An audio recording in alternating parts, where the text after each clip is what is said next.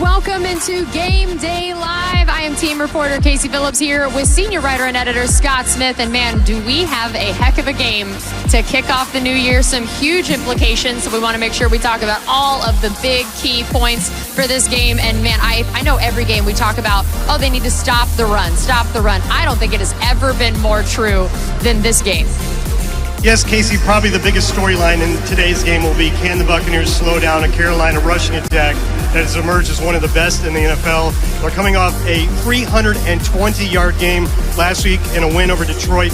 And clearly, in all their games, when they run the ball well, they've mostly won. And when they haven't run the ball well, they've lost. As you can see here, if you separate the games between where they got at least 100 or got more than 100, 0-7 when they didn't run for 100, 6-2 when they did. So it's pretty clear slowing down the Panthers' rushing attack is job number one.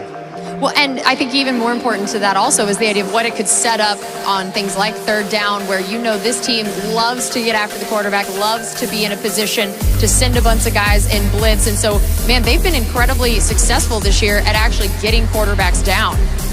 Yeah, the Buccaneers are about 8th in the league with 41 sacks, but they've actually been very good at that ever since Todd Bowles arrived. In fact, only the Bucs and the Saints have had at least 40 sacks every year since 2019. And as you see up there, the last 3 years are 3 of the top 4 sack seasons in franchise history, and this one might equal them soon.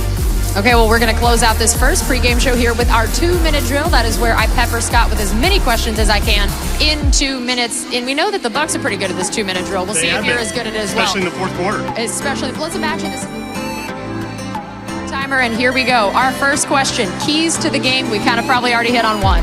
Yeah, I think we hit on one, stopping the run. For the Buccaneers on offense, it's going to be giving Brady time to throw, and so the protection, especially against Brian Burns, is going to be key.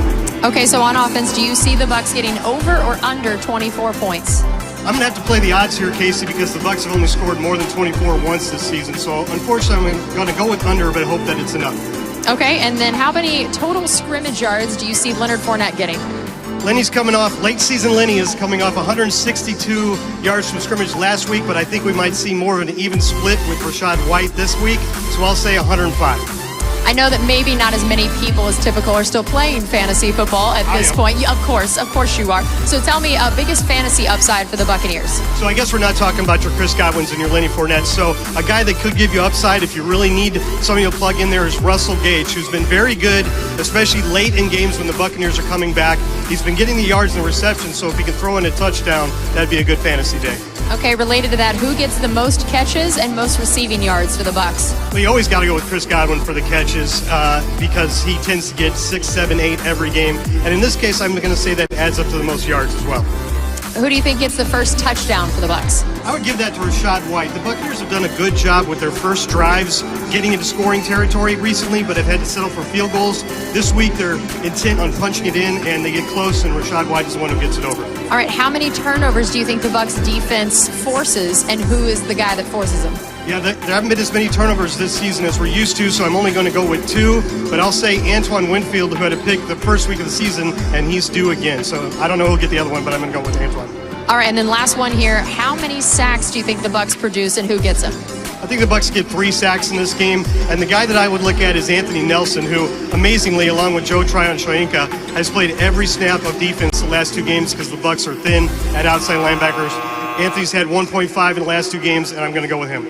All right, well, that does it for this first part of Game Day Live for us. We're going to be coming back at you in a few minutes with even more pregame coverage. So for now, we want to make sure you know how to use your Bucs app the best way possible on game day, so check this out. Bucs fans, join the crew and make sure you have the latest version of the official app of the 2-time Super Bowl champion Tampa Bay Buccaneers. We have some exciting features to keep you connected to your favorite team wherever you are. Personalize your experience by turning on notifications for breaking Bucs news, game day alerts, and promotions tailored to your needs. View exclusive streaming content, game highlights, play game day bingo, and more. Use the app to manage your season pass account, and on game day, get even more benefits. Access your secure digital tickets, view stadium maps to find the nearest concessions and restrooms, use your Bucs crew card, and order food from your seats. Climb aboard. Download the updated official Buccaneers app today.